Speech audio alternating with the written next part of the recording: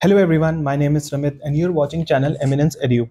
Today we are going to talk about one of the major burning questions. What happens after ITA? ITA receive होने के बाद आपके क्या steps होते हैं? इसको एक एग्जांपल से समझते हैं और इसमें बहुत ध्यान से समझना है।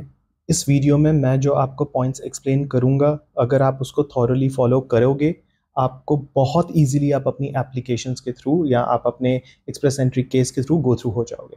मान लीजिए for example there is a candidate जो कनाडा में अप्लाई करा हुआ है, उसका स्कोर काफ़ी अच्छा है, काफ़ी अच्छे लेवल पे उसके नॉमिनेशंस रिसीव हो सकते हैं, उससे चांसेस ज़्यादा हैं। लेट्स से हम हाइपोथेटिकली लेके चलते हैं, उसका स्कोर लेट्स से 513 है। मान लो कनाडा का एक्सप्रेस एंट्री का ड्रॉ निकला और ड्रॉ निकला 490 पे। जैसे आप जानते हैं कि आजकल ड्रॉज के जो स्कोर्स है काफ़ी हाई चल रहे हैं, तो let us take the example in this way only. अब मान लो कि उसका 490 पे ड्रॉ निकला और उसका स्कोर 500 एंड अबव है। लेट्स से उस केस में ऑफ कोर्स उसको नॉमिनेशन का इनविटेशन का रिक्वेस्ट आएगा।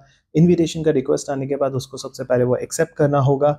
इसके बाद होता क्या है, बेसिकली इसके बाद क्या स्टेजेस आती हैं जिससे एक कैंडिडेट को निकलना पड़ता है, जिसके थ्रू उसको उसका नॉमिनेशन यानी कनाडा का जो रेजिडेंसी होता है वो अवार्ड होता है।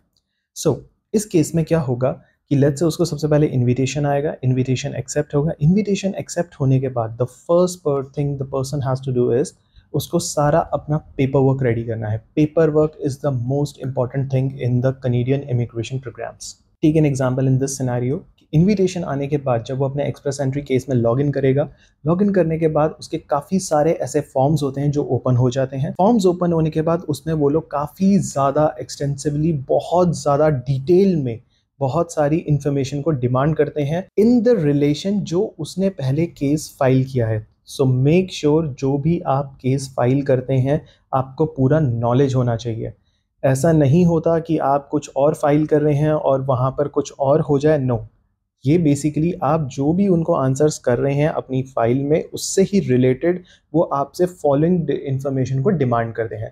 तो अगर आपको थोड़ा सा भी डाउट है कि that you are not skilled और equipped enough to file for your immigration case, always advisable to take external help. कोई एक्सपर्ट की हेल्प लीजिए, वो आपको गाइड करेंगे किस तरीके से ये प्रोग्राम्स को फॉलो करना है। जब आपका इनविटेशन रिसीव होता है, आपके एडिशनल फॉर्म्स खुलते हैं, आपको वो पूरी जो फाइल होती है पहले वो कंप्लीट करनी होती है। जब आप उसको फाइनल सबमिट करेंगे आपको फॉर्म सबमिशंस के फॉर्म मिलेंगे। वहाँ पर आपको अपनी पुलिस वेरिफिकेशन, मेडिकल्स, बायोमेट्रिक्स, बहुत सारे ये सारी जो चीज़ें होती है सब अपलोड करनी होती है। आपके वर्क से रिलेटेड बहुत ज़्यादा चेकिंग भी होती है। तो मेक श्योर अगर आप इंडिया से कोई एप्लीकेंट है, फाइल कर रहे हैं, आपसे वर्क से रिलेटेड काफ़ी ज़्यादा आपको वेरिफिकेशन के थ्रू जाना पड़ सकता है।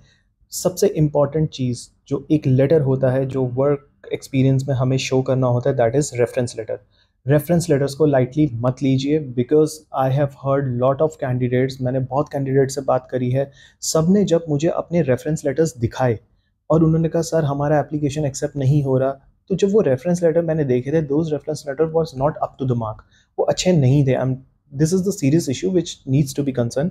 रेफरेंस लेटर बेसिकली एक स्केलेटन है जो आपको डिफाइन करता है कि आपने इतने ईयर्स में जो भी आपका एक्सपीरियंस है उसमें आपने करा क्या है। अगर आप उसको सीरियसली लेंगे, एक अच्छे तरीके से रेफरेंस लेटर प्रेजेंट करेंगे, तभी आपका इमिग्रेशन एप्लीकेशन स्ट्रांग बनेगा। एक basic one liner reference letter या टू लाइनर या एक आधे पेज का reference letters will not going to work. आपको उसमें एक्सप्लेन करना पड़ता है how you have perform those duties, right. So इस केस में काफ़ी ज़्यादा बहुत सोच समझ के आपको कॉशियसली काम करना है। आपके जितने भी IMM फॉर्म्स होते हैं जो वहाँ पर उन्होंने मेंशन कर रखे होते हैं, आपको उसको निकालना है, उसको डाउनलोड करना है, उसको फिल करना है, सारी चीज़ों को प्रॉपरली आपने एप्लीकेशन लगाना है। आपके जितने भी आप लेट्स से अगर आप डिपेंडेंट्स के साथ जा रहे हैं, आपको डिपेंडेंट्स की प्रॉपर इन्फॉर्मेशन देनी है। आपसे अगर मैरिज सर्टिफिकेट मांगा है, प्रॉपर मैरिज सर्टिफिकेट देना है।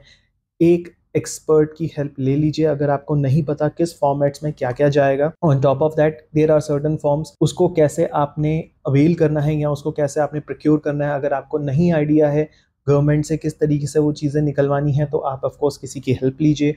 On top of that, in case मान लीजिए कि आप अपने जो भी प्रूफ ऑफ फंड्स दिखा रहे हैं उस फंड्स में कहीं कोई डिस्क्रिपेंसीज है, कुछ है, तो आपको उसको कैसे मेंशन करना है, किस तरीके से उस इश्यूज को एड्रेस करना है।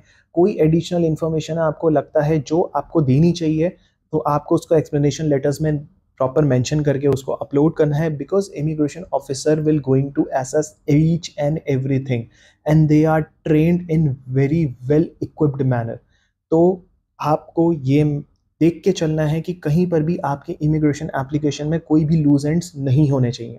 जब आप अपनी सारे फॉर्म्स को अपलोड कर देंगे, सब कुछ कर देंगे, सारा कुछ कंप्लीट कर देंगे, इसके नेक्स्ट स्टेप जब आप श्योर है बेसिकली कि आपने सब सही करा है, आप इसको अपलोड कर देंगे। उसके बाद आपका नेक्स्ट स्टेप आता है कि आपको इनकी फीस जो होती है वो भरनी होती है, depending upon number of applicants.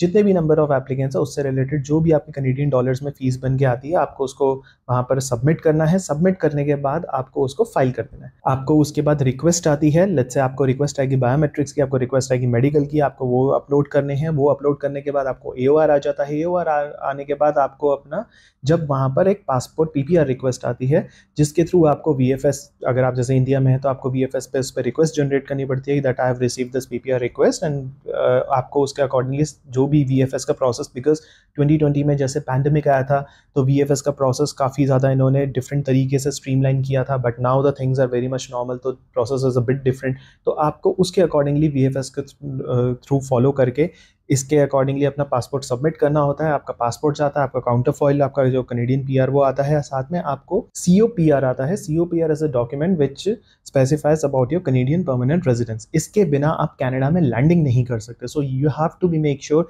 कि आप ये डॉक्यूमेंट को संभाल के रखें। आपको जब COPR आएगा, आपका कैनेडियन वीज़ा आपके पासपोर्ट पे स्टैम्प होके आएगा। After that you have to go through the process of the landing, because landing के करने के टाइम आपको वहाँ रजिस्ट्रेशन करनी पड़ती है। सब कुछ जो भी आपके फॉर्म्स होते हैं वो कंप्लीट आपको पूरा एक सेट बना के लेके जाना है, because immigration officer at the time when you land in Canada वो आपसे सब ये डिमांड करेगा, और आपसे रिलेटेड आपको जैसे कैनेडियन एड्रेस मांगेगा, because they have to deliver the PR card over there itself. In case अगर आपके पास कनाडा फर्स्ट टाइम आ रहे हैं ना, you don't know anyone in Canada, उस केस में उसके भी बहुत सारे ऑप्शंस होते हैं कि क्या क्या कर सकते हैं। कोई PO बॉक्स लेके हेल्प करता है, कोई रिलेटिव का एड्रेस या फ्रेंड्स का एड्रेस दे देता है। तो इससे बहुत सारे रिलेटेड तरीके हैं इस चीज़ को हैंडल करने के लिए। इन केस अगर आप कहते हैं कि no you don't know anyone, you have not have applied for the PO box, आप कैनेडियन एड्रेस नहीं दे सकते, एक ऑप्शन ये भी होता है कि आप IRCC में बाद में जाके उसे अपलोड कर सकते हैं, जिसके थ्रू आप जो भी आप नया कैनेडियन एड्रेस देंगे उस वहाँ पर आपका PR कार्ड डिलीवर होगा। बिकॉज जो कनाडा का वीज़ा आपके पासपोर्ट पे लग के आएगा, it will be a single entry visa. Once you have landed in Canada, your visa is stamped. After that if you leave you can not reenter if you don't have a PR card intact.